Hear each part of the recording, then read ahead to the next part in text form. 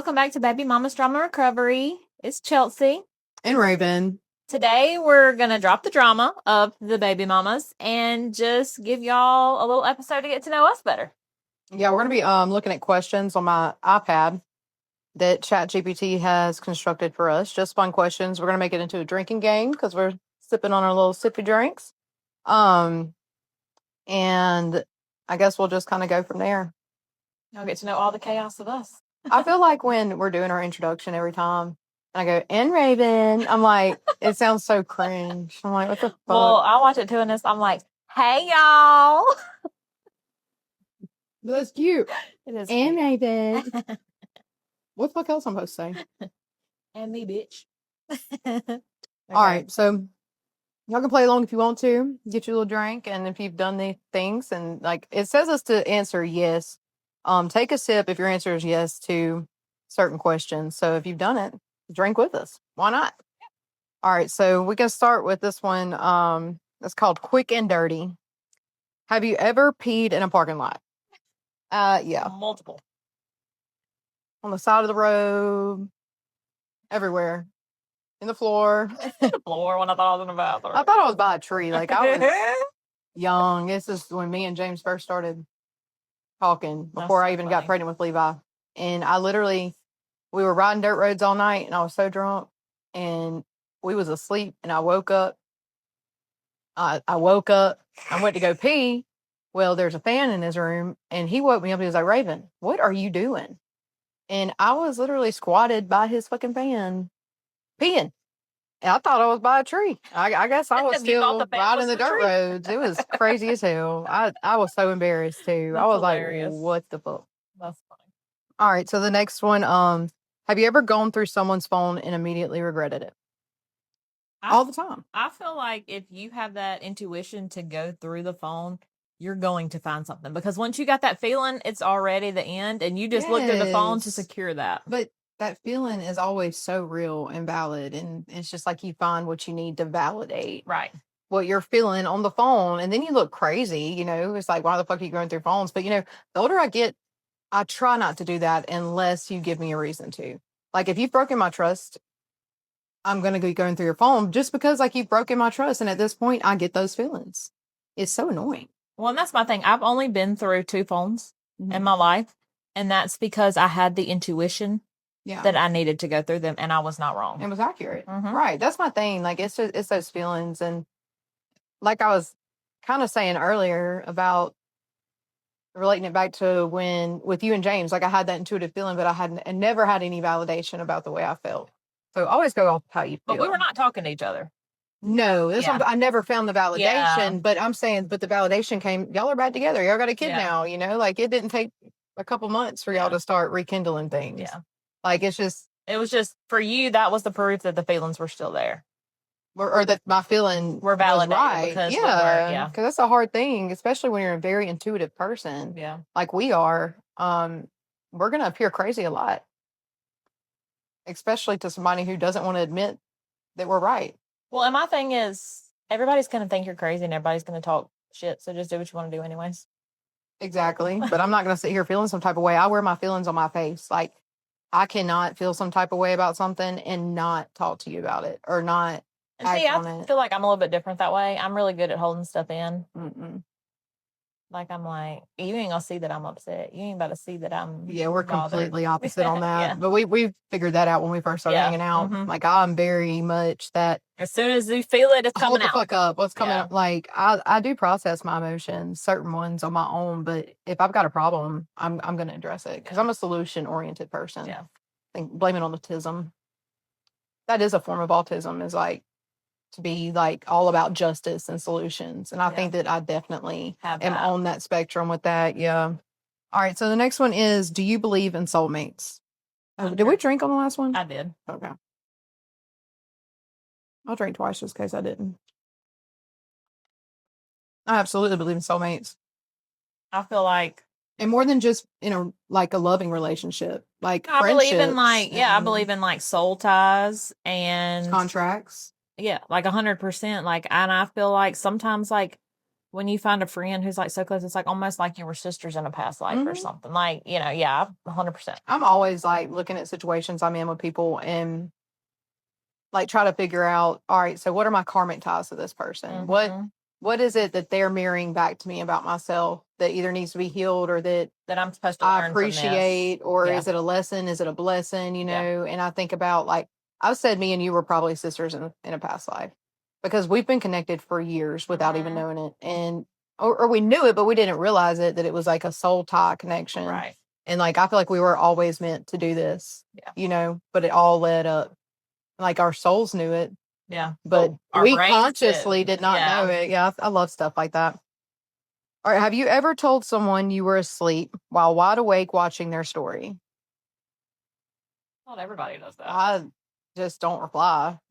I mean, there's been times, of course, where I'm like, I'm going to bed or I'm doing this and go do something completely different. But mine is usually like I'm going to sleep and then I'm going to doom scroll on my phone, or I'm going to go read a book or something like that. And I just don't feel like talking. But a lot of the times, like that was in the past. Now I'm just straight up like, leave you on red, or I just don't feel like talking. I'll straight be like, I'm not in the mood to talk. Yeah, but nowadays, like I really do be sleep. You do be sleeping. You be sleeping. And when I'm sleeping, you be awake. I know my schedule is fucked. Working night shift has really messed me up. But there's this really cute guy on Facebook and he messaged me, hit me up. I thought she was about to say Youngblood. She has got our TikTok algorithm for the podcast page flooded with this person she's obsessed with. And I've been noticing the past couple of days I ain't said nothing about it. She said something about it today. And I was like, is not my every type. other video is this Youngblood. I'm like, get the fuck off of my algorithm. And it's funny because he is not my type at all. Like I like I guess he is skinny and I like a skinny guy, but he's not scruffy, and I love a scruffy guy, but he's real clean shaven. But his vibe and his personality is just like, oh my God. Something about him. And his accent. I don't know what it is. Because I get my little obsessions too, but like something about him gives you an ick. And like him and his girlfriend did like the collar, like she collared him and he wore like a lock chain around his neck. And I love that. That's hot. Like I love how MGK and yes, Megan Fox wore a little vial of each other's blood. I tried to get James to do that, and he was like, "That's weird as fuck, Chelsea." It's witchcraft. And I'm like, it's so hot though. Like I think it is sexy. Yeah, like I've got like a vampire kink and shit like that. I love do too. Stuff like that. Yeah, but and James is always like, because like when I get a cut, like I suck my blood. Well, quit asking and just do it. Yeah, that's true. One time, here's a bottle of your blood. Here's a bottle of my blood. Put it around your motherfucking neck. But no, back to my story. This guy, he messaged me and he quit talking to me, and I think it's because he really thinks I'm lying about being asleep. But I'm like, I don't think that anybody really sleeps as much as you sleep. I'm like, dude, I really just be in the bed. I've literally not went anywhere really since I've had these days off. Been in the fucking bed. But anyways, I don't question you about your sleep. I'm just like, if she ain't answering, she's sleeping. I'm out like a light. Like for real, I'm a sleepy girl. Let's see. Have you ever felt like you were living in a simulation? All the time. Yes. And when I first woke up to that shit, it was fucking wild. Like, it's just like, somebody asked me when I was telling them about it, and this was 2021. They were like, have you ever seen The Truman Show? And I said, no. They're like, you need to watch it. I still ain't watched it yet. But it's supposedly like about, they make this cardboard world, and that's what he lives in. And then one day he wakes up to it and realizes that his reality is being controlled by all these people or something. Like it's the same thing every day. Yeah. There's all kinds of movies about it. Yeah. Like I love the thought of like thinking that you live in a simulation. Yeah. Like I feel like there's ways to hack reality and whatnot and get what you desire faster by knowing that. Yeah. You have like the NPCs, the non-playable characters. I 100% believe that that's real. Like there's been times where I've sat in restaurants and looked around and I'm thinking to myself, are these people real? Like I almost want to walk up like and a holographic and be like, just to confirm that they're real. But one, you never speak to them. Think about how many people you pass on a day that you don't never speak talk to. Yeah. So it's just like, I forgot there was this part on the last podcast. Then you went to the bathroom. And you can literally hear you peeing. Because you have your mic on, and then you hear the toilet flush. And I'm like, what the fuck? I'm just sitting here scrolling on my phone. Oh, that's funny. All right, so let's talk about that simulation thing. I don't know where we were at. I think we're pretty much because we were talking about like what if people are like holographic and all that. Oh yeah. All right, so what's the next one? So Next one. Have you ever cried over a TikTok that wasn't even sad? Some of these TikToks really do like get me in my gut. Like, especially like coming homes, like military and children and things like that. Like, I'll just be watching it, and sometimes I can't even help it. I'll be like, and I'll watch it over and over again just to keep feeling that emotion. Well, I've never seen a TikTok that made me cry, but there was one that was going around a few years ago, and it made me like, and it made me emotional. It was like the "You Can Let Go Now, Daddy." You know that song? Oh my God. And I would just listen to it over and over and over again so I could feel that emotion, you know? Because sometimes you just gotta let it out. Yeah. It's like riding in the car. I'll listen to certain songs over and over again just so it can hurt me and I can feel it. So good. I'm like, I don't know. I'm just channeling my emotions and processing them through the music. I saw a quote on TikTok today, actually, this morning when I woke up, and I loved it. It said that when we have memories of somebody who's passed, it's like, what if they're telling stories about us in heaven? And that's why we're having memories of them. Like, what if they're talking about us? They're thinking about us. I love that idea. I do. I love that. I saw that and I was like, I'm keeping that. I'm going to go with that. Sorry, we got a kid that keeps coming in. Let's see. So he loves telling us about what he's watching. This is segment 2. Who's more likely to each person points and the loser drinks? Okay. God, I feel like this one is both of us. All right. Who's more likely to fight a Karen in public? Both of us. I feel like both of us. Yep. I guess I could do without the. Who's more likely to start a business on a whim? You. 100%. I get these crazy things, just like the podcast. Let's just do it. But I've been planning. I've been wanting to do it, but I feel like you're more like spontaneous. Like you get this wild hair in your ass, and you're like, I'm doing it. All or nothing. Every time. It's that Sagittarius plus ADHD. Yeah. I feel like I'm such like a, hey, let's plan. Let's see where this is gonna go. Who's more likely to say I'm fine when clearly they're not fine? Probably me. Yeah. Yeah. I said that a lot. Yeah. I'm like, I mean, like, talking about my emotions. I'm fine. And also, like, I feel like you don't. I'm not gonna say I'm not gonna say that you avoid things, but I feel like there's things that you avoid facing because you just like, I'm not gonna feel that. Yeah. 100%. Yeah. All right. Who's more likely to accidentally start a cult? For sure. Yeah. Okay. This one. Who's more likely to fall in love too fast? That was an old Raven. New Raven is not falling in love fast. We're not falling in love. I'm gonna try not to, at least. I can't speak on what I am and ain't gonna do because I never know. But as of right now, no. Huh? What's a Finsta account? Is that supposed to mean Insta? Have a Finsta account?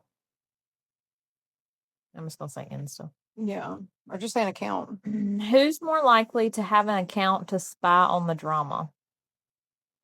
I feel like I would do that too. Both of us, probably. Nosy. Mm-hmm. Okay. And the next segment is this or that, but make it personal. Okay. Choose fast or sip. Okay. Okay. Chaos or peace? Peace. Wine drunk or high noon drunk? High noon. I figured you was gonna say wine. I do love a good wine, but wine puts me to sleep. Yeah. Wine's my relaxing drink. I love like a good wine drunk. I haven't been wine drunk in years, but it's because I started getting such bad hangovers. Like one glass of wine, I'd be feeling like shit the next day. I think it's all the sugar. And this sounds really bad, but I can't just have one glass of wine. I have to have the whole bottle. I get a headache with just one glass of wine. I have to have the whole bottle. If I just have one glass, I got a headache. But if I have the whole bottle, I sleep really good and I'm fine. Yeah. It's like the perfect, like little buzz, but not drunk. But I sleep really good. Yeah. All right. So ignorance is bliss or knowledge is power. Knowledge is power all the way. I love me some knowledge. Don't have me looking stupid. The more exactly. I'm always going to be 2 steps ahead because of how much I know. And I don't just be knowing stuff because I say I know it. I literally do the research and also that intuition and be on point. I've learned to trust it. So being loved deeply or understood completely? understood completely for me. I like being loved deeply. Wow. I don't know. I mean, I feel like they're both important, but I mean, everybody wants love, like true love, real But love. I feel like if somebody understands you completely and they're That's the still only way around, they can then truly they're love you. going to love you. Yeah. Like, I don't know. I feel like they kind of go hand in hand. yeah. I feel like you can't truly love me unless you completely understand me. Right. Otherwise, we're not going to get along. Like, if you can't understand me. But that's something I seek to do with anybody I have a connection with, not just in relationships, but friendships too. But I want to understand the way that you tick. Yeah. Because the more that I understand, the more likely I'm going to be able to help you through it and all that, Right. like whatever you're going through. Okay. So the next one, block them or let them watch. Both. I'm 50-50 on that because I feel like watch my life and see how happy I am and how great I'm living, but also you're not going to mess up my peace. Like a lot of people, like I feel like I don't care what you're doing and I don't want you worried about what I'm doing. So I'll just be like, block. Yeah. Like sometimes it's not even worth it. Like you're not going to disturb my peace. I'll do both, but for different reasons. Like I believe in like people's intentions can completely block things for you. Like say that there's something that like for instance, this podcast. There are certain people that I have blocked. I would love them to watch this content just so I can let them watch, but I block them because I don't want their intentions, their bad thoughts, their negative thoughts to kill the energy that is bringing people to the podcast, or getting my message out there and being heard. Yeah. Like completely. I started noticing this a long time ago, and it was with my mom.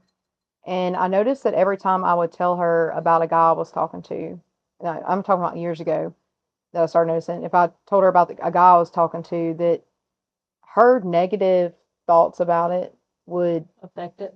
Like it would always crash and burn right after I told her about it. And that's when I was like, what the fuck? Like, but at the same time, I did notice, my mom's also a very intuitive woman and she's usually right about the things that she says.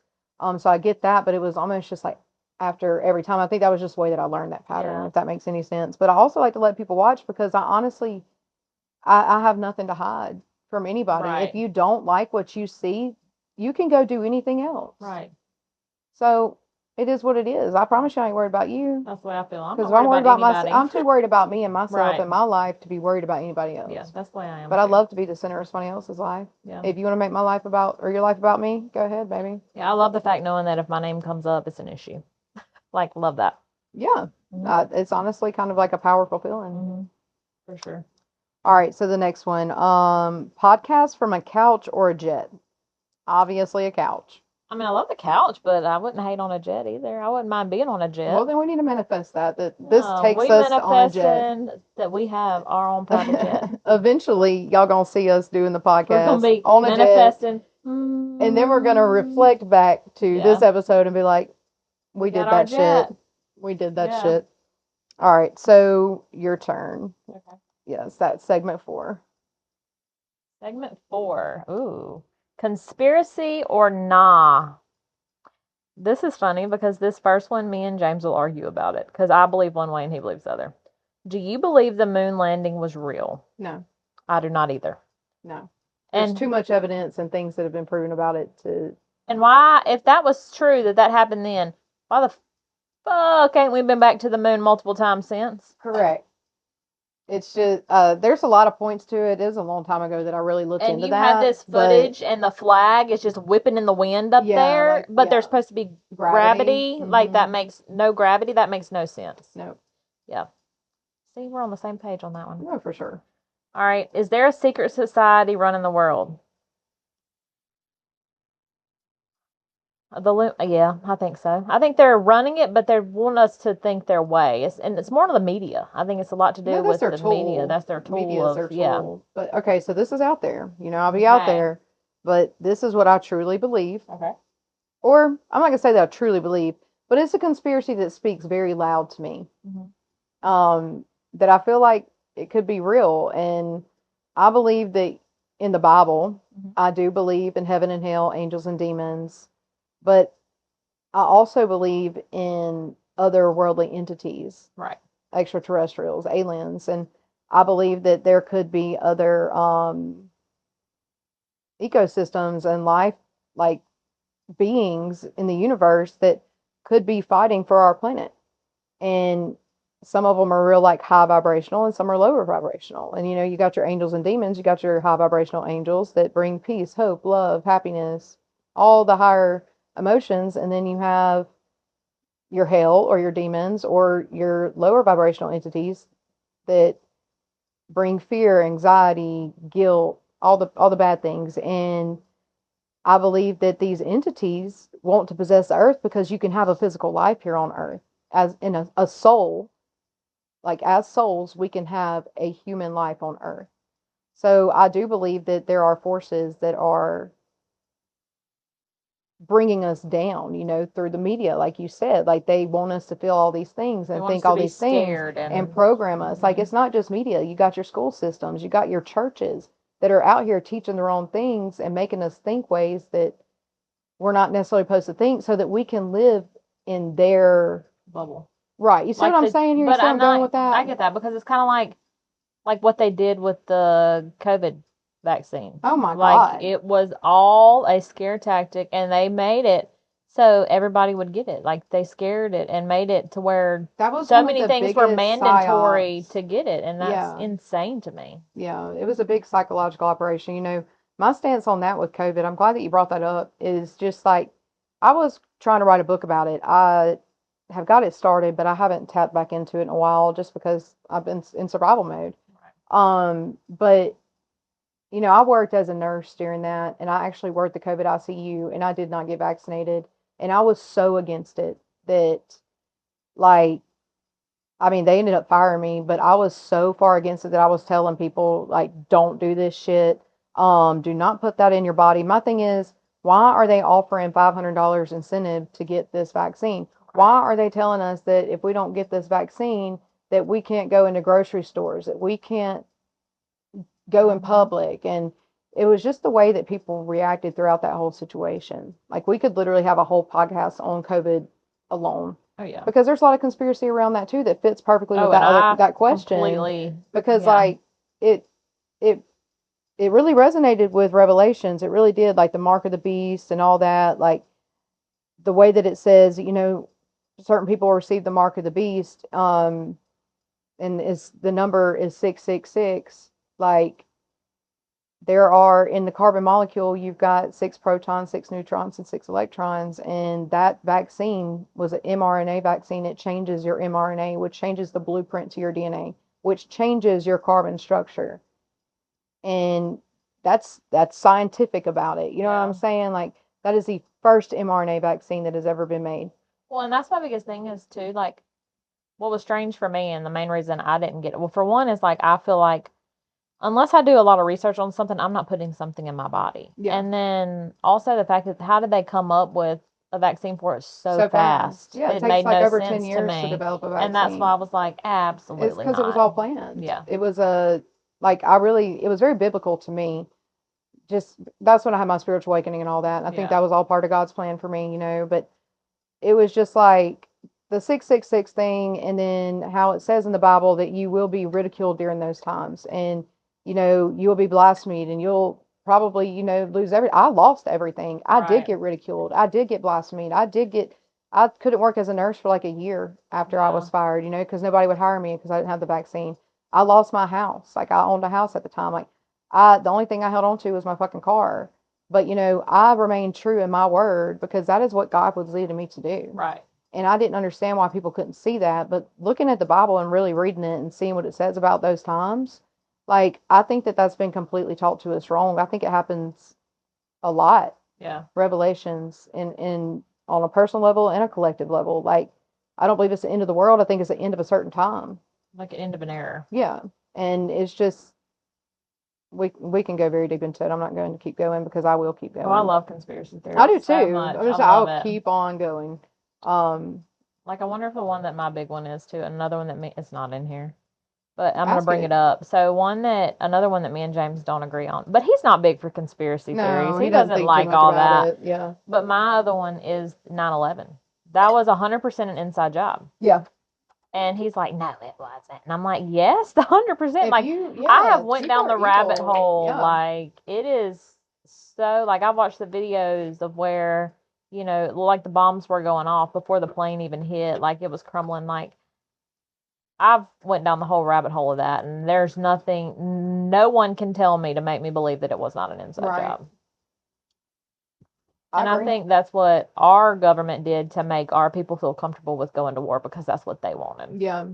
It's not anything that I'm passionate about, like the 9/11 thing. Yeah. But it is something I do believe that it was an inside job. Mm-hmm. People that seek to control, and that's another one, like relating back to that question where it says, like, is there a secret society that runs the world? They want to keep us in a state of living hell on earth, Mm-hmm. in fear and Mm-hmm. anxiety, because the easiest way to control somebody is to make them scared. Mm-hmm. That's how fucking COVID got everybody. And it's not just that, to but get it's the vaccine, population because control they, too. through the media, that there was over $7 trillion worth of propaganda put into COVID, Wow.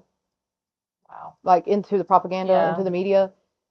And all it did was, like, people wouldn't even go see their family members if they weren't vaccinated. And, like, everybody was just living in fear and anxiety and just turning on people. And all that is very demonic. That's what I was going to say, is so many people turning on the other one because some people believed in it and some people didn't. And then it just tore them apart if they didn't agree. Like, exactly. Like, my thing is like, I'm a registered nurse working in the COVID ICU, and I'm out here telling people, do not get this vaccine. My family got it.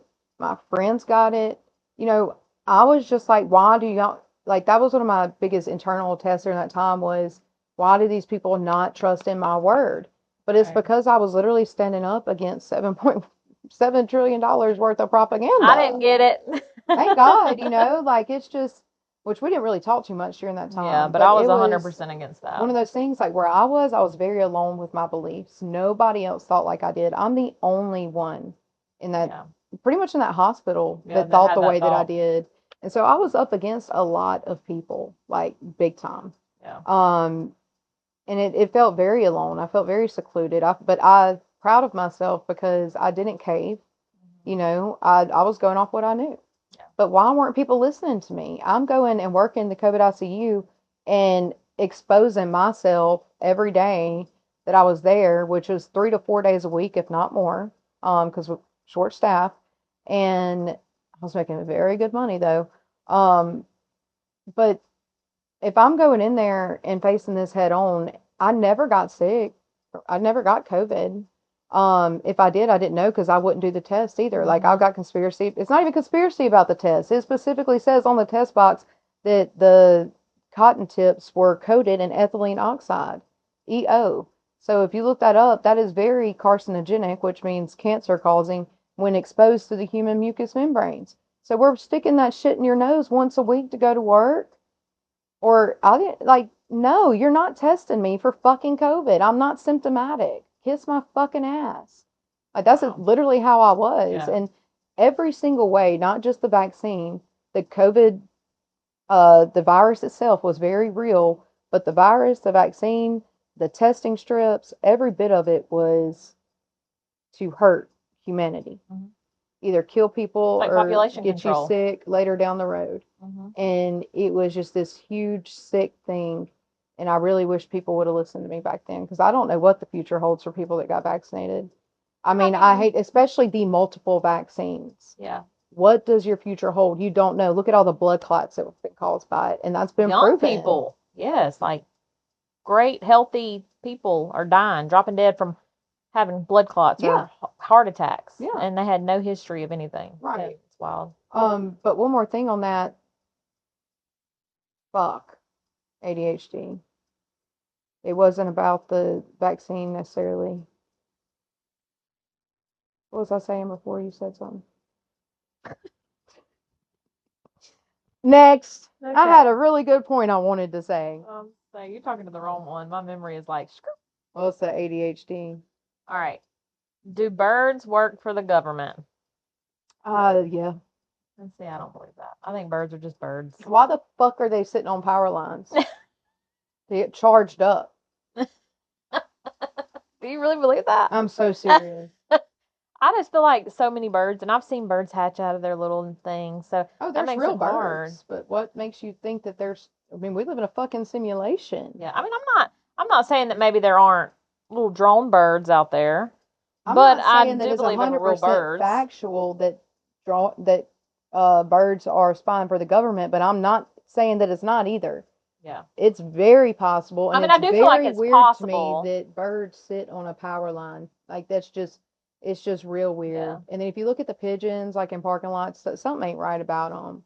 Like once again, like I want to go touch a human to see if they're You want to real. touch the I just want pigeon? to like I'm not gonna touch a I want to fucking lift it pigeon, and look, but I want see if there's to any wires crack in it there. wide open and see if Yeah. it's a real pigeon. You know, like I do be thinking, like, have you ever seen the videos of those birds that are literally just frozen in the sky? Mm-hmm. Yeah. How? Yeah. How? Oh, yeah. I It's mean, just, that's what I'm I'm saying. just I'm not something that I would be like, ain't no way. right. Yeah. Isn't that me too? I Yeah. think about it. I definitely think it's a possibility. Yeah. All right. Is deja vu a glitch in the Matrix? I think two ways about that. The way I've always looked at deja vu, and I love when I have it, I've always thought that when I have it, it means that I am where I'm supposed to be in life. That's what I've Like always you're told myself. exactly where you're right supposed to be. Right. I've always heard that. So I've got two things about deja vu. One of them is spiritual, a spiritual way to see it, like you're saying, and I'm right where I'm supposed to be. Or like you have parallel realities, and there's multiple versions of you amongst all these realities at one time, living and experiencing. And if two of them overlap, you might have that deja vu. Yeah. And then so that's a spiritual way of it. And then, God dang, I need my freaking medicine to kick in because I'm everywhere right now. You're probably going to go into the medical part of it, the deja vu. No, it wasn't medical. It's ask the question again, maybe it'll register. Is deja vu a glitch in the Matrix? You said you thought two ways about it. Yeah, I do, but it literally blanked. It's gone. Maybe it'll come back But later. that's Who how I've always knows? felt, though, that it meant like that was my indication that I'm right where I'm supposed to be. Yeah. But it is trippy when that happens. Like it's kind of like, It's like, whoa, this has happened before. Yeah. I do believe that's a thing. Like Yeah. I really wish that I knew my other point. That's the second time that's happened. Why is my medicine not working? Your brain's not working. Maybe I need to drink more. Wow. All right. Did the world end in 2012 and now we're just floating in some weird limbo? Possible. I think anything's possible. Nothing would surprise me anymore. I don't think any of this is actually real. I mean, like anything physical. I believe in everything that's like is consciousness, what you're conscious and aware of. Mm-hmm. Like, and who knows because of how particles float through space and time. Like, who knows if the world didn't end in 2012 and we just haven't caught up to that ending yet. And there's, You see what I'm saying there? yeah, what is it called? And it's like, it's some kind of theory, but it's like with the Hanes logo thing. Oh, What the is that Mandela called? effect. Oh my God. There's so many things that I'm like, I know for a fact it No, was for a this fucking way. fact, yes. But then you Google it and it's nothing there. Yeah, that's like timeline jumping. I believe that. That's wow. like back to the parallel realities. I really truly think that we can exist in multiple places at once in different levels. And we just become conscious depending on the way that we are programmed in our minds. Like, I noticed little things. I was telling you about this other day, like the term crash out. Okay. Just recently, like probably a couple months ago, I just heard the word crash out, and all of a sudden, everybody was saying it. And I brought that up to you, and you said that's always been a term. Like you've never heard that? No, I've never heard crash out till recently. And I'm just thinking to myself, like, did I do some kind of quantum jump into a reality where the word crash out is a thing? Because when I have like quantum jump before. I've looked into all that because it happened to me, like quantum jumping in different realities. And I had to understand what was happening because it didn't make sense. It was during COVID. Like it was really weird, when I had that awakening. And it's kind of the way that I've learned to work with the universe to know that I have stepped into a parallel reality is things like that. That term just pops up everywhere. Yeah. Things that are so normal to everybody else that I've never heard of, that I've been around my whole life. Yeah. It's just, that's my communication with the universe. But the Mandela effect, you just can't say there's nothing to it. Right. You can't.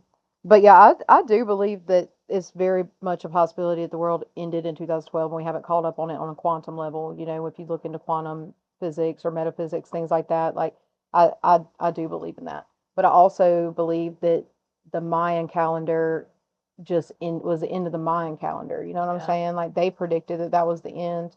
And I also believe that once again, just like 2020 with COVID was a end of an era and changed the fucking world, I think that it's the same thing. You had just like 9/11, you know, there's all these things. Errors, and they wonder like why us millennials and think so much and differently. We've been through so many world's altering things. So that's like with this recent war thing, like I was just like, well, oh well, you know, if it's the end, it's the fucking end. Like, and that might be a toxic way to think, but at the same time, we've just been so like it is what it is, desensitized to it all. Yeah. Like I don't. It's so weird being a millennial because we're right there in between the ones that came before us that think they're extremely programmed ways of thinking. Very. And then you have the ones that are younger than us that are coming up and they're just such way free thinkers. And we're right there in the middle, just kind of all discombobulated with how we think about anything. You know, we're split, that's for sure. There's people that think like boomers still. And it's like, damn, it's toxic way of thinking. It's like you have to be open to all these new thoughts and new ways, like and possibilities. Because we can't live. If we still lived and thought like they did in the 1960s, we would not have any of the growth that we have now. No, it's part of evolution. But there's still people that still are living like that. Yeah. Yeah, it's part of evolution. You have to have an open mind to any possibility. You know, if you are a real Bible believer, with God, all things are possible. Right. And that means all things. Right. Even if it goes against the way that you've been programmed. Like a lot of people won't even go internal and find what they believe for themselves. And if you can't do that, I'm not going to say that I can't stand you, but I'm going to say that I'm not probably going to, I don't have anything for you. You're a very limited capacity. And like you are not helping humanity at all. And this is one thing that I feel like we have the issue here in the Bible Belt. It's not so much other places, but it's really bad here. Is that you have these people who go to church every Sunday. They're there every Sunday morning, every Sunday night, every Wednesday. And they're, strictly, believe in God and they're doing these great things and whatever. But they're going to judge you if you're in a relationship with somebody of a different ethnicity. Right. How can you go to church and be this godly person, but we have to have an issue with somebody else because they're of a different ethnicity? Right. That's my thing. And it's bad in Mississippi. It's so bad. Yeah, it's horrible. Yeah. That's why I don't go to church. Do I believe in God? Absolutely. Yes. I believe God He is, I say He just because that's kind of the way I've been programmed, but I don't even want to give God a gender because God is the creator, source, energy that created the heavens and the earth and the human beings. You know, I don't believe that God is this man in the clouds sitting waiting to come down and save us all. You're about to laugh at me, but let me tell you what I Googled the other night. Me and James were laying in the bed, and I touched the side or something. I was like, "Your rib cage is so long," and I was like, "It's so weird because mine cuts off like You're up doing here." The mind read thing again because I was about to say something about the rib. Keep going. Oh my god. Okay. So weird. So I was like, my rib cage stops way up here, and I was like, "You're just so long," and I was like, "You should have one less rib than me," and he was like, "Yeah," and I'm like, "Because God took a rib from Adam and made Eve." So I really thought that my whole life, 35 years of my life, I thought men had one less rib than us. It's not. And I really looked into like the spiritual meaning of it, and it's just basically saying that God wanted men and women to be equal. That's why he took something from the man's side. That's why he used rib as a reference, that he wanted men and women to be equal, like be side by side instead of like the man over the wife or the women under his feet. That's where the rib reference come from. And I was like, oh my God. I'm going to blow your mind with this one. Okay. I mean, I might not, but it blew my mind. Yeah. So think about it this way. Like I was saying, God is creator, creator source energy. Right. So you know what else has ribs? DNA. You have your X and your Y chromosome. So if you have a Y chromosome, and you have an X chromosome, but if you take one from the X and you have a Y, you're going to make that Y into an X. You know what I'm saying? Like, it's just taking a rib from the chromosome that's going into the quantum, level 2 and basis of chemistry.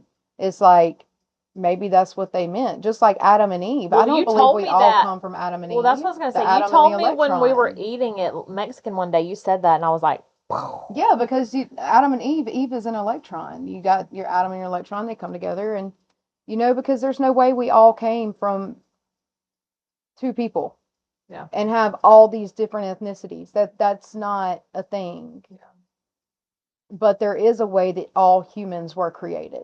Yeah. And it's just like going back to the living in the Bible Belt and whatnot.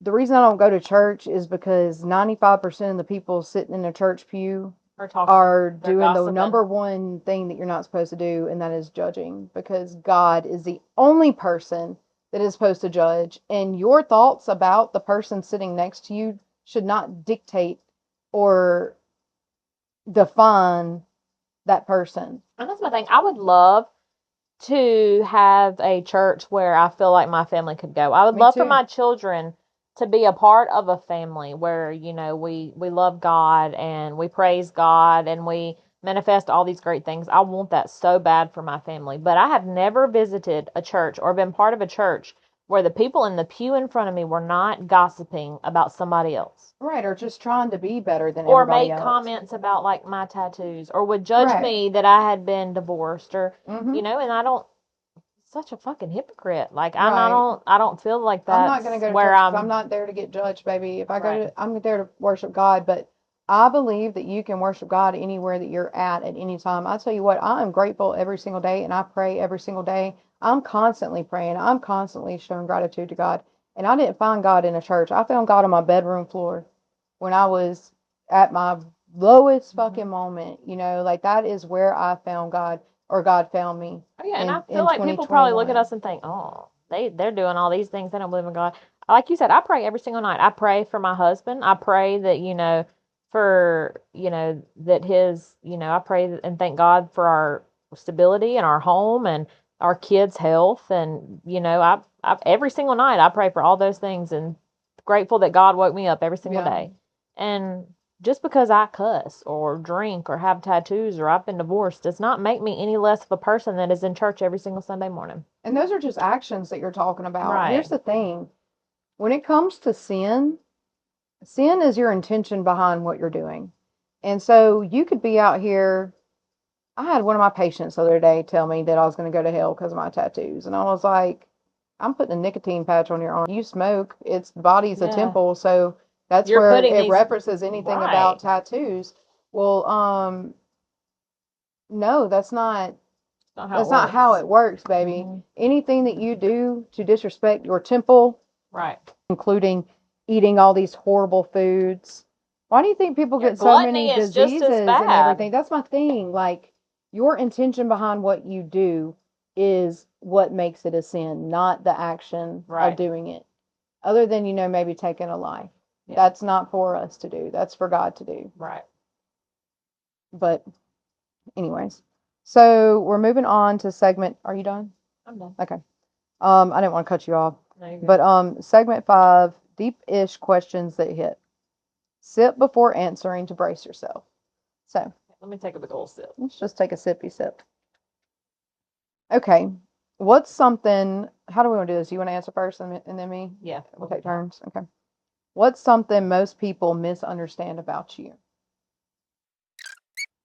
I think people probably get the idea that I'm not necessarily a pushover or scared, but like telepathy. There's some telepathy going on in here, because I was gonna say I heard pushover. That I'm so weird. This pushover, and that I let people just walk all over me when that's really not true. I'm not a weak person. I have no problem with I will fight anybody. I'm not scared of anybody. Like, I'm very much a strong, but I'm very strong minded to the point of, like, I just it's not worth it. And I think you're heavily medicated too. That too, yeah. Because I used to be a lot. That's why I've been considering going to get on medicine because I'm like, Chelsea just handles it all so nonchalantly, and I'm like over here like. And I used to be not that way. Like I was ready to fight somebody at the drop of a hat. Like I was balls to the wall. And so my medication does help me. It mellows me out a lot. But I feel like people probably look at me and think like maybe I'm scared or like something, but I'm not. I'm not scared of anybody. I think it's just I'm so calm now to the point that like it's not worth it. Me acting out of character is not worth it. Yeah. And I don't want my kids to see me act out of character. That don't mean that I won't. Right. But I think that's probably a misconception about me is that I don't jump to, not necessarily defend myself, but I don't do what most people would do in certain situations. And I love that about our dynamic because I'm the complete opposite, right. But I also I definitely don't think you're a pushover. I don't think I can see where you could. People would think that. Yeah. But I know you better than the average person too. But my only worry with that about you, with what you're talking about, is I don't ever want to see you be so nonchalant about something that you neglect your core. Right. You know what I'm saying? Like, because I'm a firm believer in protecting that and nourishing who you are. Right. It doesn't matter, what it looks like or how it makes somebody else's feel. Like, I never want to see you sacrifice your emotions and well-being for the expense of somebody else. Right. That's it, right. But that, if you were doing that, I would tell you, right. That's just kind of relationship we have. Which, and I know sometimes you're like, you need to stay on that. Like, yeah, you need to stay on that. Yes, there are things just to, not just to prove a point, but to get justice. That comes back to that autism part of me that I believe in that everybody deserves justice for things, and sometimes you have to fight for that. Yeah. Sometimes you have to be uncomfortable and make somebody else uncomfortable to make sure you get that. Right. So, all right. So mine, what's something most people misunderstand about you?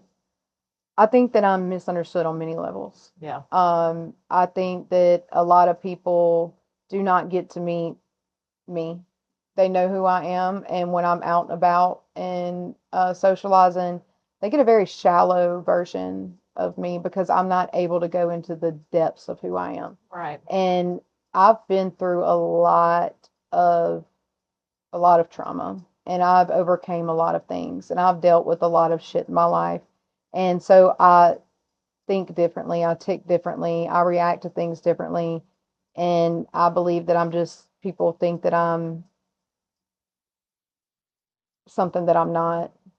Help me with what I'm trying to say. And then, people, you feel like people are just seeing surface level. Right. They're not seeing you for who you really are and what all you've been through. And that's not something that you show people right away. That's not something that you're just going to throw out there. And there's a lot of people that don't understand my loyalty.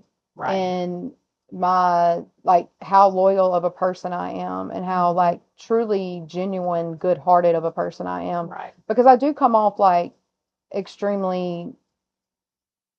I guess I could be perceived as a bitch sometimes, just by RBF. That's Dauber watching it. He was like, she's so sassy. And I am sassy. And you are sassy. And there's nothing wrong with that. Me being sassy to be sassy. It's just...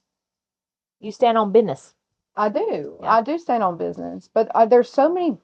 I have so many layers to myself that I get it. I'm a hard person to understand. Right. But if you don't take that, put in the effort to understand me, you never will. And I'm going to constantly mind fuck you. And I will say that, one thing about me too is that I feel like a lot of people probably think that I'm this huge bitch and that I'm heartless and that I have no feelings and that I've never thought that about you. Because I feel like people don't see the side of me where I do have emotions. I do have feelings. It's just not many people are going to see that side of me because I don't want them to see that side of me. I don't like showing weakness. Right. I've never thought that you were heartless or cold or anything ever. Even before we were friends. I've always just thought that you were just chill, nonchalant. Yeah. But I've never thought that about you. I've never really heard anybody talk shit about you. Yeah. Ever. But and I feel like I am very nonchalant. Mm-hmm. And that's okay. I think that's... I love it for us because we balance each other out. All right, so the next one. If your younger self saw you now, what would they be proud of and what would they roast you for? 100% my younger self would roast me for having multiple baby daddies. 100%. I roast myself for having multiple baby daddies. Yeah. What was I thinking? And then something that my younger self would be proud of would be definitely that now that I am able to have maturity and sweep things under the rug and not react immediately. Like, I think that's a big thing. And also, I think my younger self would be very proud of the fact of, like, the relationship that we have. Because Absolutely. 22, 23-year-old Chelsea would not be able to have this relationship with you by any means. And, like, I feel like that really just shows maturity and growth. And I think that younger Chelsea would be very proud of that. Yeah. Let's see. So mine is, all right, so I would roast me for my choices in men. Just, God dang. Hey, Raven, you're 32 years old. Where's your dream man at? Why ain't he around? Yeah. But that's probably that. And then I would be proud of me for just all that I've accomplished, honestly. Like, I can't remember what I looked up to when I was younger, too. Like, I never had, like, that person that I wanted to be. Or, like, a dream job. No, I never did. But I'd just be proud of me for the way that I've truly stood on business. And, like, the standing on business comes from multiple aspects of my life. Like, I've had to stand on business to be a successful person and not lose everything. Like, and for raising my son, you know, and being a mom and getting through what I've gotten through and not letting it defeat me. Right. And I'm proud of myself for turning all the pain into power. And honestly, like, even a younger self as of 2021, I was 28 years old. I had the desire to do this podcast. I can say that 28-year-old Raven is so fucking proud of me right now. Finally I fucking doing did it. it. You know, I'm doing it. Like, and there's so much more coming too. It's not just the podcast, it's the books, it's all these things. I'm doing it, you know. So it's just, I'm very proud of me. And I think my younger self would be, I see it in kids like Adeline and, you know, Sophie, and I see how I can feel their emotions and I see my younger self that way. Right. Does that make sense? Like, how I'm leading by example for them to go for what you want. Yeah. And that makes me very proud. Right. All right. So, what's a belief you used to hold that you've totally let go of?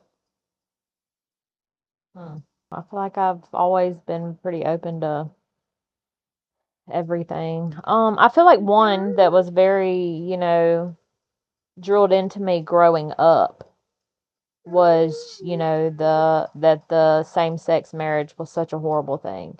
And I felt like once I got out of, you know, the home and I was an adult and got to really see life for myself, and I had a friend who, you know, was a lesbian, that I really realized that, you know, like, love is love. Like, it does not matter who you love. And I feel like that, you know, that's something that I used to think, like, I wouldn't do it. And there shouldn't be, you know, putting all this out there for the kids to see. And now I'm more like, you know, like, if my kid come to me and told me that they were gay, I'd still love them the same. I'm not going to treat them any differently. It doesn't matter to me who loves who, or, like, I feel like that's probably one thing that's changed. And I'm proud of that change. Like, I love that. It's an open mind. Right. I've never seen, that's another thing that I'm probably misunderstood about. I've never seen gender or race or anything. I see you for who you are at your core, your energy, you know, your intentions. I don't see the Which physical. Is important. Yeah. And that's the way I am now, 100%. Like, if people would open up their spiritual lens and quit looking through such a physical lens, they would be able to see from our perspective a lot easier. So I guess that mine would be like, I have plenty of beliefs that I'm constantly changing. And I say that all the time because I seek to grow. Right. You cannot grow where you don't change. If you're not changing, if you're not evolving. There's certain things that you believe about yourself that hold you back. And, you know, I went on that journey of, you know, doing the affirmations and reprogramming my brain and everything. So that's a very broad spectrum question for me.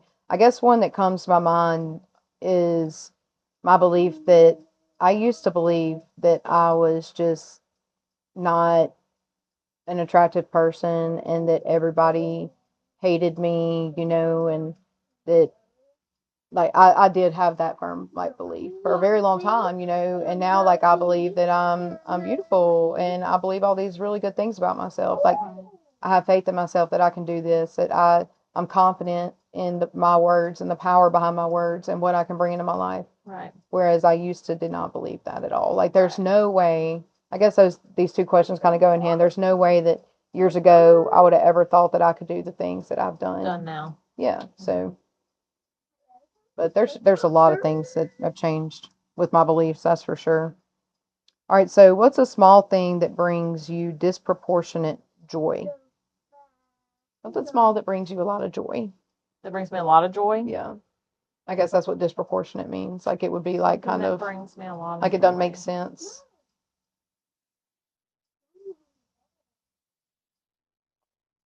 When all my kids get along. Like just like little moments, and I know that sounds crazy, It but does like not sound crazy. they're all the time crazy like too. wrestling and doing all these things, but like the sweet moments when like I'll I'll go to my bedroom to, fold a load of laundry and I come back in the living room and they're all sitting in the floor playing Yes. Twister or playing Go Fish. Like, love that. Like, that is so heartwarming for me. Like, I would say that's the main thing that brings me joy. Yeah. Don't know about me. This is gonna sound so savage, but it's me. But just watching karma work its magic in good ways and bad ways, though. Right. I love to see action that maybe went unnoticed by somebody get the credit that it deserves in the best way possible. But also, I love to see when somebody has been out here doing people dirty and malicious, they get their karma. have malicious intent and this and that, and it always get brushed under the rug or this and that. Like to see the way that it hits, Right. and I like divine justice almost. Oh, yeah. On both spectrums, that brings me a lot of joy. Yeah. It's almost like reaffirms to me my belief in God and karma, and that you reap what you sow. Right. And I do believe that you reap what you sow. And there's so many people, well, not so many people, but that there's certain people that I'm so ready for them to reap I what they can't sow. wait. And 100%. I'm excited to see the karma that comes for me through what I went through over the past year, Right. because I know that the bed I've been making is made out of like feathers and clouds and, good shit. And then the bed that these other people made is all thorns and nails. And I'm ready to see them lay down in that bed. Lay in it. Yep. Exactly. Like, that's one of my favorite things to say. And I've said this to SP and then other guys I've dated before. It's just like, if they're not, reaping good things and I'm going to be with you and I'm your partner, then, you're going to get the negative here, things that are attached to them. Exactly. I'm like, you're over here making a bed with thorns and nails, and I don't prefer to lay with thorns and nails. So I don't want to be a part of this, and I stand on that. Yeah. Because I'm not, who the fuck wants to lay in a bed like that? Not Right. me. That goes on, I'm not talking about a bed. I'm talking about your reality. Right.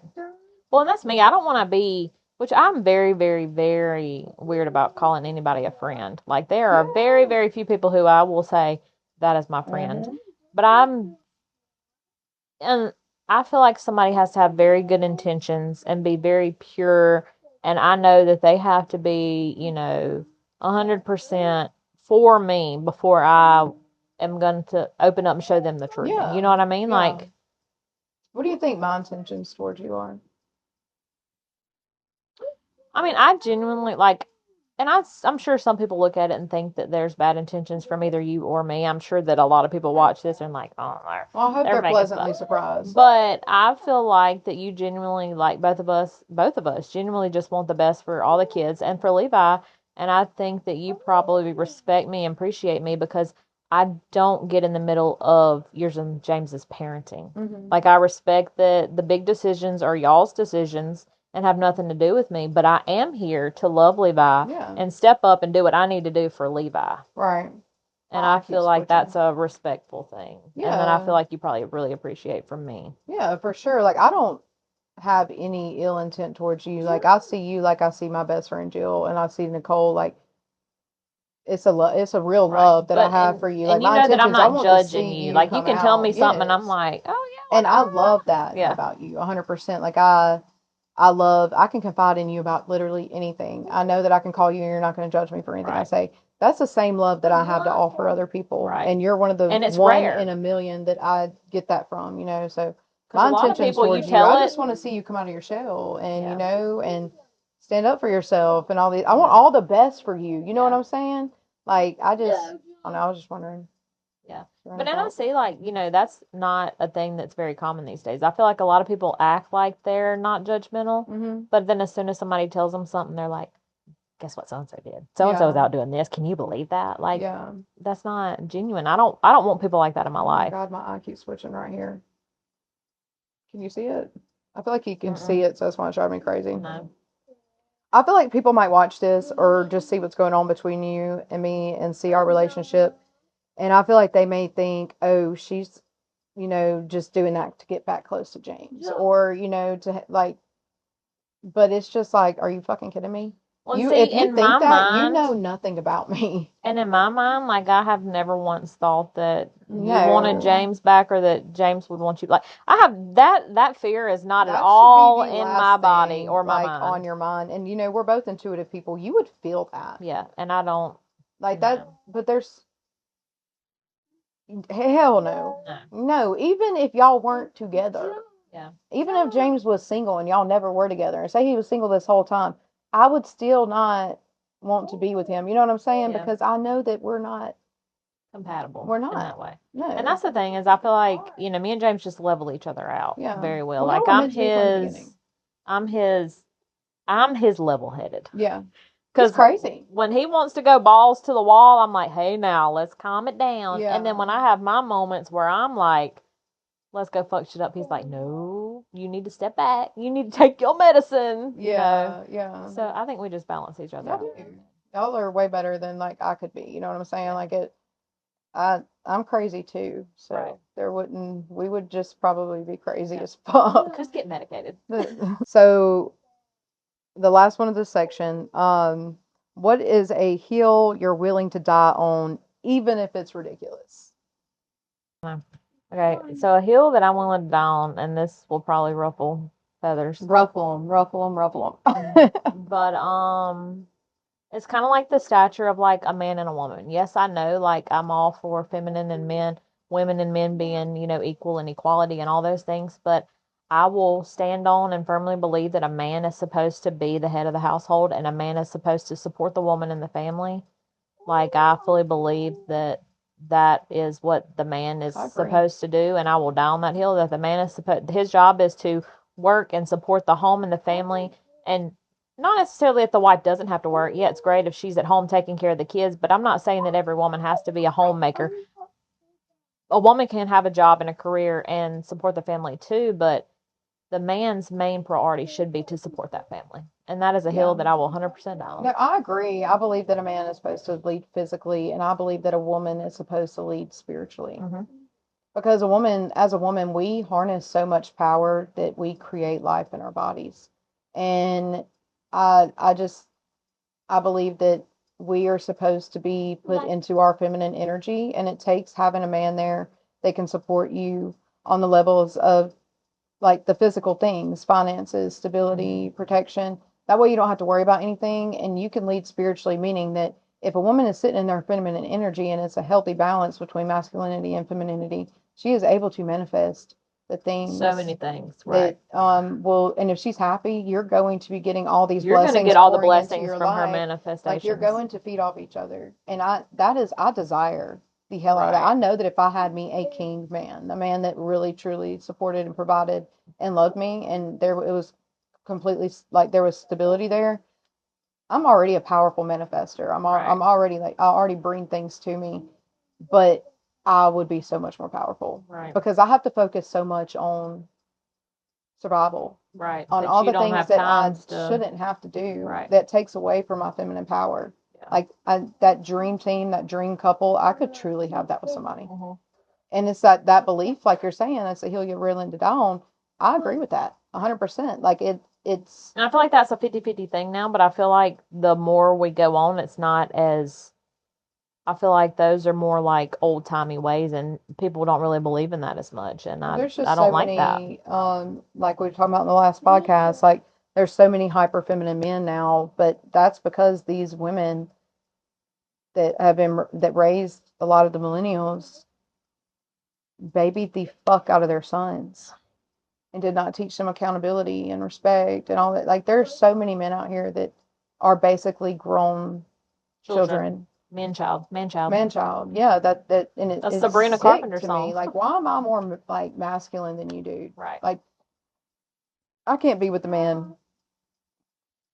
I mean, it's gonna burn just like my last one did. If your masculinity is right off kilter, it's sick. Right. Anyways, I agree. What would yours be? I don't know, like a hill that I'm willing to die on, that even if it's ridiculous, all this is ridiculous, just because I firmly, like, this is a hill I will die on, that we create our own realities. I truly believe that each individual, you create your reality. Like, you can speak things into existence. I believe in manifestation. I believe that all of the woo woo is very real. Right. You know, I like the ways that you think and all of your beliefs in general are what you're getting back in life, like your subconscious and your conscious mind.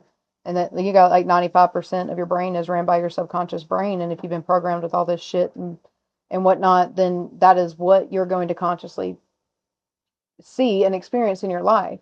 Which I feel like the way I think on that is like, I've always thought like our brain is so powerful. That's like when people are at the end of their life, once they tell themselves, I'm going to die, they're going to die. Yeah. Like, your brain is so powerful. If you tell yourself you can't, you're not going to. Yeah. Like, I fully believe that our brain is so powerful and it controls us. Like, if you're negative all the time, then you're not going to get anything positive out of life. But you can change that. Right. But you can be positive. You have the power to change that. You have to tell yourself, this is going to happen. This is going to happen. Yes. You know? Yeah. Like, and I believe in like mind control, which we're going to have, I already have like the template for a whole podcast on the mind control stuff. But that's like the psyops we were talking about with COVID and whatnot. Yeah. Why do you think they put so much money in the propaganda? Because they know that they can program your brain. But if something external from you can program you to think a certain way, think about how powerful you are when you take control of your own thoughts. Right. You know, like I feel like I'm not easily programmed. I'm very much like even with other people, like, you know, when you meet somebody and they're like saying all these things about somebody, say there's somebody that they're talking about and they say all these things about them, and I'm like, I'm gonna find out for myself. I want to learn for myself. Yep, every time. Like, I want to see how that person is. If they haven't done anything to me, then I can't have anything negative to say about them. Right. And I won't. I will hear what people are saying. Okay, acknowledge it, but I'm still going to find out for myself how somebody is. Right. You're and that's not going to tell me how to think or believe about somebody. Well, that's kind of like, you know, the last situation that you were in, that relationship and that situation. Mm-hmm. If I didn't know that person and specifically have been told that that person was talking trash about me while I was in a position where I was taking care of their kids, then, and know how they really were, then I wouldn't have been able to see exactly where you were coming from. Like, obviously I would have heard your side of it, but I would have if I didn't know, then I would have had that in the back of my mind, was like, well, what's her side? What's, you know, because that's always how I am. Like, I know that there are always two sides to every story, but the fact that I knew before you that situation and knew that, you know, this is somebody who's taking care of your children and you're talking bad about them in your home. Like, you know, and that's for me was just like, well, of course I never acknowledged it. It's not worth it to me. I don't care. But things like that, like, I feel like I have to make my own assumptions about things. And that's 100% the way I am, and that's the way I've always been, and the way I always will be. I agree. And I feel like maybe, you know, that some people probably look at it and think like, why am I on your side with it? And not just because I've seen the whole picture. I've seen how everything played out, but also because like I knew the way that she operated. Right. But also, and there was no reason to have anything against me. Like, you also like learned through my actions and seeing how the shit affected me, right, and whatnot, that this shit was real. But also, if I'm gonna come talking about somebody to somebody, I'm coming with facts. I'm not coming with opinions. I'm not coming in, oh, she's just this and that. No, I'm coming in saying, here's the fucking screenshots with the text messages. Here's the video recording. Like, you can't make this shit up. That whole situation. Right. It's so freaking insane the ways that she came up against me that it does sound made up. Right.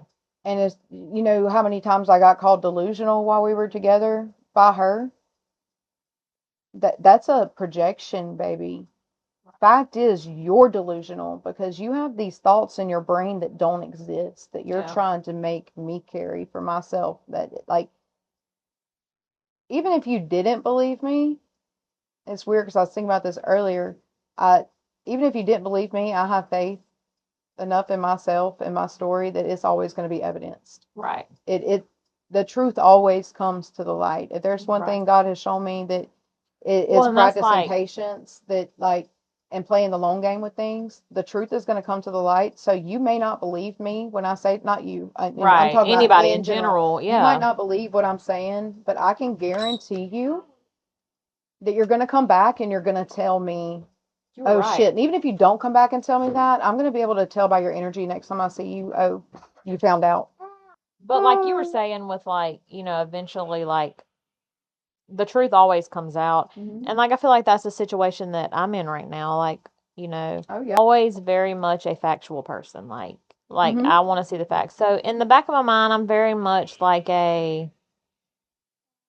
okay, so and so said this. Is it true? Could this have happened? When did this happen? How did this happen? Like, I'm a very, like, I want need the facts about facts. everything. Yep. And then so I did, like, in that situation, have questions in my mind. But then it's like proof just started coming out, and then it's like, which situation, yours or mine? No, mine. Yeah. And I'm just like, okay, well, why was that lied about? Like, I remember the day we connected the dots. Yeah. And I was like, whoa. Right. Chelsea. Right. And that really set it in for me. That was like, it definitely did happen. Like, she's not lying. Yeah. She's not. Yeah. We can feel those things. Yeah. But, all right. So it gave me chill bumps just talking about it. Look at my legs. So that's spirit talking, saying it's true. You can have it here.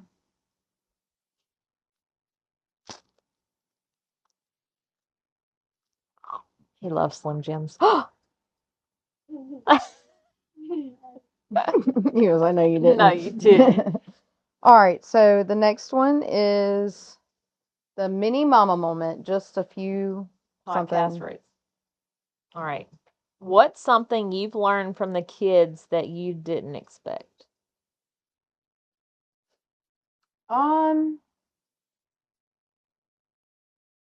So, like, that your actions and the way that you interact with your children, especially at the beginning parts of their lives, becomes like their blueprint for how they think and operate. And another thing would just be like unconditional love. That, like, there's nothing that Levi could ever do in this life that I would turn your back to him. That I would reject him for. I will discipline him. I will lead him alone. I will disagree with him, you know, but I would never turn my back on him and, you know, tell him that he's not worth it. Like, that is now spills over into every area of my life, that I try to see from that perspective with everybody, because everybody deserves that unconditional love. Right. But I probably just the unconditional love aspect that I learned from the kids, honestly. I think that's a good one. And also, I think mine would probably be the fact that which obviously I know they watch everything that we do, but they feel our feelings. Like, they react to things the way we react to things. They watch everything. And, like, if we are looking in the mirror and calling ourselves, oh, I kind of look kind of fat, or I look kind of ugly, they take in those emotions and they're going to reflect those the same way. Like, I had to be pretty conscious about that now. Like, I used to have moments where I'd look in the mirror and be like, oh, I look so fat. Definitely taught me how to love myself. And I'm like, oh, you know, and I feel like that's something that a lot of parents need to think about, is their kids are watching everything they do. They're watching how you handle your emotions and everything, and they're going to reflect that. Right. But they're also so, like, Levi, like you were saying, they feel what we feel. Like, I could be feeling a certain type of way and not even, you know, react about anything or let Levi know what's going on, but he'll walk up, Mama, I love you. He knows when I'm off or, down and out, even without, like I said, changing a thing about the way I'm acting towards him. But he knows it and he will tell me exactly what I need to hear sometimes. If I'm sick, he wants to, he just, Mama, can I do it? Like he becomes what I need in those moments. He's a direct reflection of what I've been for him, which makes me very proud of myself because he really is such an empathic kid and does love me and want to take care of me, and I love that, getting that from him. Um, and like you said, if the way that we talk about ourselves to ourselves, they see that. And when I catch Levi saying anything negative about himself, I'm automatically, we don't do that. Well, it's just, hey, don't say that about yourself. You're not fat.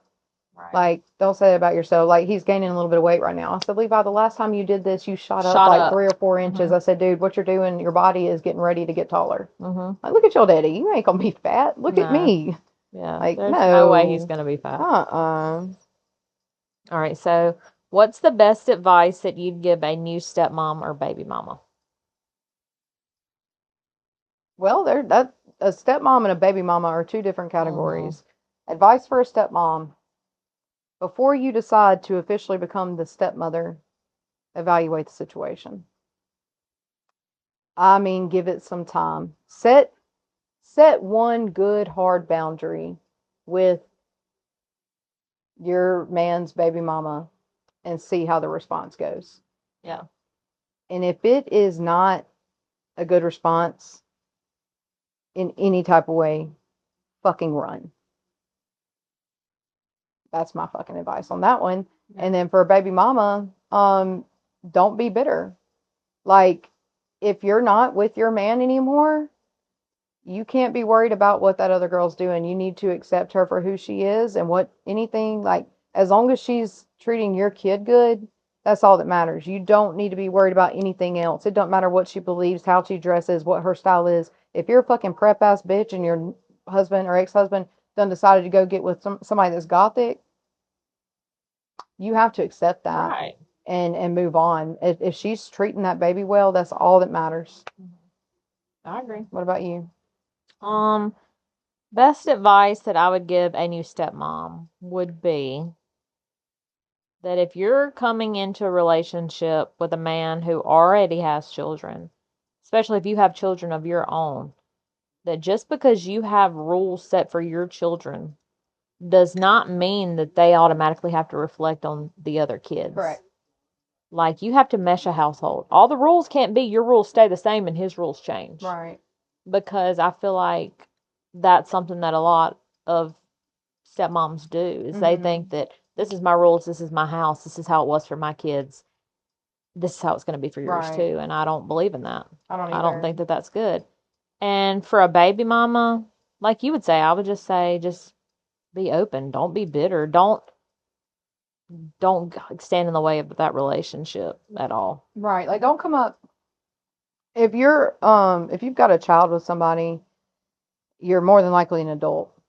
And I guarantee you it has to be an adult that your man is with now. Right. We're adults, is my point here. You cannot come in and tell another adult how to live. Right. Or how to be. I agree. All right. So, what's a co-parenting win that you don't celebrate enough? Us. I was going to say the same thing. Like, I feel like this is a co-parenting win. Yeah, but really I feel like we do celebrate it. I mean, we celebrate it like together and doing the podcast and everything, but we don't ever like take time to actually celebrate it. Yeah. But I do think about it a lot, you know, and I think about how grateful I am that we have this, you know, because it's rare. Yeah, it is rare. But I feel like that's the way everybody should be. Like, this is the way that everybody's co-parenting relationship should be. And I realize that it's not always possible to be that way because everybody doesn't think the same way. Look at that last situation I had. Yeah, and everybody doesn't think the same way, and everybody doesn't. It takes two. Yeah. It takes both of us to really be in a mindset where you can like that. And it takes healing. Right. And so we should be proud of ourselves and really celebrate what we've done and how far we've came, especially because I'm not just baby mama and you're not just stepmama. Right. You are like ex-wife before, like Yeah. you were the ex-wife and only the ex-wife Yeah. for long time to me, for 6 years, Yeah. like, well, 5 years, 5.5, however long it was that we were together, like that's all you were. And then I came from that to here we are now, and it is something to celebrate for sure. I think it's our message, our story is, people might not admit it, but probably opens people's eyes to a perspective. And I guarantee you there's people out here that may not show it, like I said, that want this, that desire to have it. And I hope that they go for it. I hope that we inspire a lot of co-parents to really embrace the other woman. Who knows, y'all could be best friends. Right. Like she's not your enemy. And I feel like that's a lot of people's problem is they automatically think just because that's the ex that you should automatically have an issue with them, and it shouldn't be that way. Like, right. Just because she's the ex does not mean that y'all can't get along. Like that blows my mind that people think like that, but I know that most people do. Like so this is like a funny fact, but okay, you had so much reason to, not come up against me necessarily, but to have an issue with me for the first part of our relationship, or mine and James's co-parenting relationship, just because of me moving so far away. But you would come and ride with him, and then I just developed a lot of respect from you for that. Like, of course, I never showed it at the time. We never Right. spoke, but it made me realize a lot of things. Like, she doesn't have to let, she could get in his ear and make me come home. Y'all could have done that, but you never did. But this is like the funny fact I was talking about. Like, when I lived in Silver Hill at my house, and it was like one of the first times we were actually going to be around each other. Yeah. And because I've known who you were forever, but actually being in your presence was very rare for me.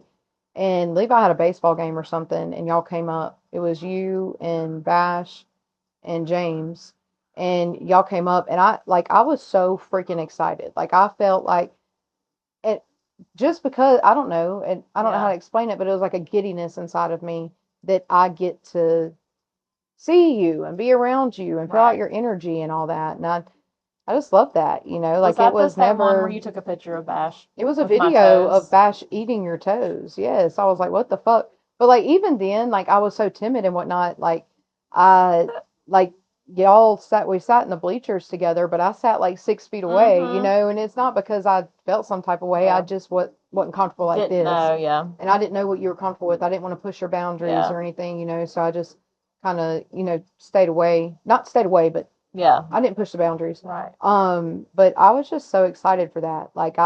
And it wasn't, it was literally an excitement. I don't know how to explain it. Yeah. You get what I'm saying? Yeah, I get what you're saying. But what was that question? Because I had something else I was going to say. The co-parenting wins that you don't celebrate enough. I don't know. I had something else to say to that. Me another drink here. Okay, so this one is the outro game. Manifest it or leave it. So you're gonna say, I'm calling in blank and I'm leaving behind blank. So something that you're wanting to let go of in your reality and something that you're wanting to replace it with. I would say I'm calling in success and positivity, and I want to leave behind just the doubt of this is not going to work out, or what if, I guess, like what if this doesn't work out, or what if change that to this is but what if it does work out? Right. And I think that it's not that I'm necessarily a negative person, but I always have that what if in my head, and I need to let that go. I need to always think this is going to happen. This is how it's going to happen. It's going to be successful. Yes, because that negative thought carries a vibration to it, and it will completely kill a good manifestation. It takes our brains, because we were programmed and the reality that we live in, like it takes our brains so much more willpower to create something positive in our lives than something negative. That's a really good one. Yeah. All right, so I'm gonna say that I'm calling in that straw I was using earlier. I quit using it. Now you're just flicking it in your hand. The talking stick. Oh. Sophie said we needed a talking stick because my ADHD was really ADHD, and on the last one, in a different way than it is this one. Sometimes it's like impulsive, but it's not just the impulse. I was also like we said I was on my period and I was kind of irritable. We kept getting the interruptions, and it was just a lot of things going on. I wasn't trying to interrupt you, you know that, but it's just if I get a thought, I'm like. Which at the time I didn't even It realize didn't. it. I didn't I'm just like, either. I didn't feel like you were talking to me or I was talking over yeah, you. I think that sometimes we just get really excited and want to bounce say back. stuff. Yeah. Yeah, I don't. But I don't. It like I don't think it's anything wrong with that. Like we're not doing it She to. cracked me up with this is y'all's talking stick, and y'all are gonna use it when y'all need to talk. But we can't do that because we'd be like No. Passing it back and forth. like I would be yanking it out of your hand. I gotta say it Give because me that. you see what happens if I Because don't if I don't speak say it, it. it's gone. It's gone. Like Yeah. you know, like that's especially today. I'm very spacey today. Okay, so I'm calling in for myself. I really want to call in a safe love, and I want to release or replace like the toxicity that I've dealt with in my past. Like I want, I really want to replace that with a safe love and happiness and my king. Like I won't bring in my king. So, but also the same as you said, like I really want success, especially for the podcast and our message. And quit doubting. And I've really also another good one for both of us is we need to call in like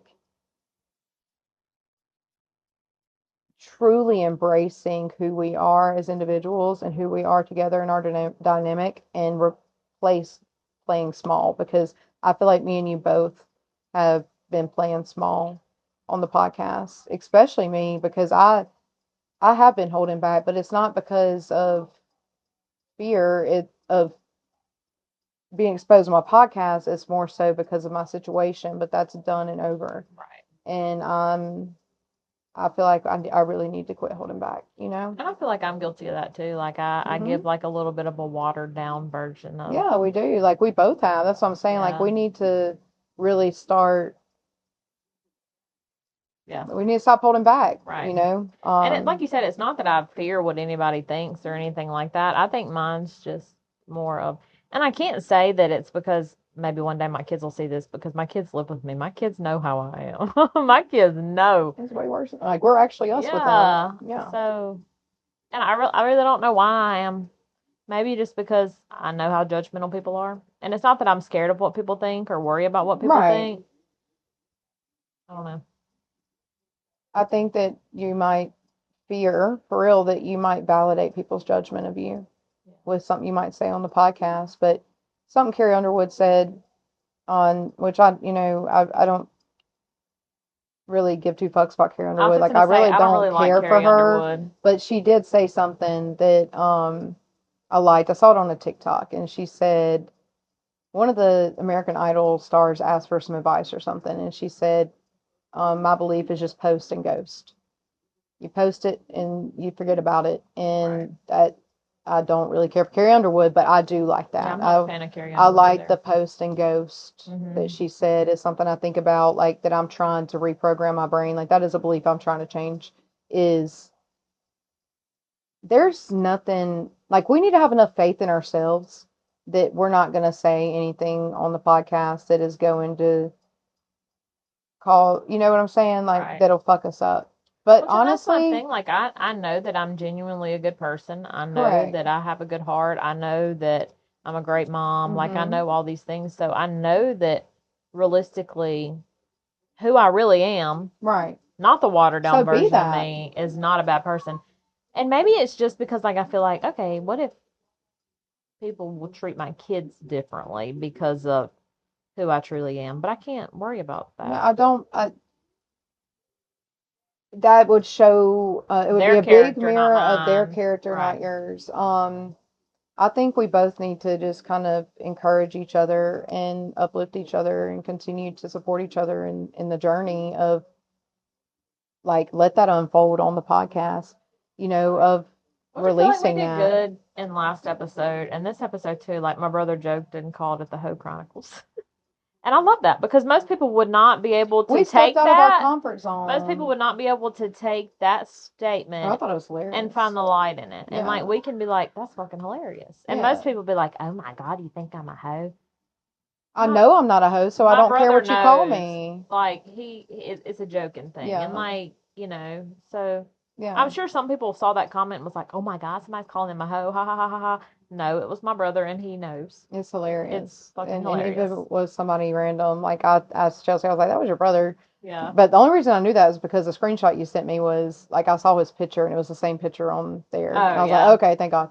Yeah. But at first I was kind of like, where did they get hoe from this? Yeah. Like, I wasn't necessarily worried about somebody saying that or like the judgment of it. It was just where would they get that? Because I know that we weren't broadcasting hoe energy. Yeah. You know what I'm saying? Like, so I'm not worried about that. I think we both just need to really stop playing small. Yeah. You're so powerful with your words and I'm powerful with my words, and we have completely different dynamics, but our dynamic fits like yin and yang, right. And I think that the potential here is great. And I can't wait to see where it goes. Yeah. But all right. So that was a lot of fun. That was fun. Maybe we're gonna we need a babysitter. We need somebody that will come and keep these kids one day a week. So we can record. And because not have to stop every the interruptions minutes. Make it hard to not only focus but keep the energy up. Yeah, right. Like I'm not saying that it's draining, but it's draining in a way that we're trying to focus on this. And every time my energy gets pulled away from it, I'm like, and then we come back, it's like, where were we at? Yeah, what were we talking about? Yeah. So we definitely need to find like us a good person that we can depend on for that. So if anybody local is seeing this, let us know. That'd be great. I'd be willing to pay, not a lot, but a little bit, maybe 3 hours once a week. But this is a lot of fun. I think we might do this like once a month. Just do a freebie and like get to know us. Like. Yeah, it's a lot of fun. But we're gonna end it here. We had a lot of fun. Say something, because I keep saying the same thing. We had a lot of fun, guys. Maybe next time we should bring some shots in with it. No, you know what it is? It's not. It's literally what I just said. Like, it's not that I didn't enjoy and whatnot. It's just my energy's been pulled so many different ways, and I feel like there was so much more that I wanted to say, and I had some really good points that I didn't get to bring out just because of you lost them. Yeah, they were gone, and by ADHD, and but we're gonna quit playing small. We're gonna work on that, and y'all should hold us accountable. And I feel somehow. Like we really need people to like write in, like give us questions, like not just questions, but feedback. Like, like you said, like I love that my brother does that. Like me he'll watch too. it and he will text me like. He's our one and only biggest fan, but I truly like it makes me so excited that somebody else is excited to hear what we have to say. Right. Like, it is one of those things, like when when we do like make it big, like we plan to, like he's still gonna be that number one fan. Right. Like and we're gonna carry that with us. Like, it's just so. I think that might be something we're missing right now. With it, that is that feedback. But those are just things that we're gonna. It's another thing I saw. Like, it's like a tsunami. It's like a tsunami effect where. Before tsunami comes, like, you got your waves, they're just regular. The calm before the storm. But it draws back and all the water pulls back, and then next thing you know, here comes the tsunami. And I truly believe that's what's happening here. Like, it's just kind of drawing back. We've got to get it put out there, blah, blah, and then here it comes. And it's like you said, the support is not going to come from our home. It's not, but that's all we have right now. Mm-hmm. But we just really respect, like, and love the way that Dauber interacts with us or interacts with you. And of course, it's like third party me. Yeah. But I need to make like a group message for when he's watching the podcast. Yes, absolutely. I want to be involved. She wants like he literally like watches the podcast, and as he's watching the podcast, he's messaging Chelsea his little comments or like his opinions on shit, and I love it. Like, it makes me super happy and excited. But it's just it's one person, but that one person's enough to keep me excited to want to post. Because we really do have a big message to share. So I guess that's it for this episode. Bye. I was gonna say we will be back next week, maybe, with another episode. It depends on if life is lifing. You never know. Well, we're trying to get ahead. We're doing a good job. We are doing good. So we should be back next week with a new episode. Yeah. And Depending on how I feel, the next one's definitely going to be one you want to hear. It just depends on if I'm ready or not. I was talking to Chelsea about that. This is what I'm talking about, the feedback. Like, I have one, we're planning on going from baby mama drama recovery after about 6 episodes of speaking on things to do with baby mama drama, and then just going and rebranding to Raven and Chelsea, and just talking about all kinds of things. But there's probably 2 more episode contents that we have to do with baby mama drama recovery content, and one of them is really like it is very emotional for me, and it's the emotion's a little too raw right now for me. We were going to do that today, but I was like, let's just do something kind of light because I'm not really ready to talk about it yet. But that'll either be next week or the next. And I think it'll be really healing for you to do that. Yeah, I've got a lot that I need to get out. It's really the inspiration behind us starting this podcast, and I've kind of given little hints in the other episodes, but this one is going to be like all of it, you know. So I just wasn't ready for that today, but that is coming up, and then we'll be moving on to Raven and Chelsea. All the raw, dirty, everything. Get to know us. Anything, like anything and everything. It's really exciting. It's not just going to be centered around the baby mama drama. That is something, like I said, that episode's going to kind of explain why we started it with that title, which our lovely little sign. I love it. Oh no, it fell. Oh, okay, that's fine. I wonder when it fell. I didn't hear it. Yeah. Okay, that's fine. But we need to do like a episode of just about conspiracy theories. Oh, I love it. See, that's what I want the Raven and Chelsea content to be, is basically anything and like everything, especially conspiracy, like all the things, all of our thoughts, our random day to day, like everything. But the baby mama drama stuff, I don't want that to be my identity, and that's something I've been really contemplating lately. Like I don't want that to be my identity. I'm ready to let go and release it. I do know that I have a big message to help people heal from it and help people that are going through it. And like the book that's going to be written and attached with this baby mama drama recovery series. But it's a limited series, and then we're just going to go on to like broad spectrum topics. Right. Because that part of my life is over now, and I don't plan on ever having it again. So I wouldn't say it's over because you've still got me. But there's no drama, right? And nothing to recover from. Yeah. I'm specifically talking about like in your that situation. Yeah. That was such a big situation that I either had 2 options: allow it to destroy me or use it to empower me. And I chose to let it empower me, and so that's what this is basically, you know. So, yeah. You get another episode or 2 of the baby mama concept and the raw healing journey that I'm sure is going to be emotional for you, and then we'll get into the nitty gritty of just whatever we decide to come out with that day. Yep. So y'all stay tuned. Don't forget to subscribe, follow, like, share. You know, give us some input. It's there, but we're gonna stop yapping and close it up. Bye.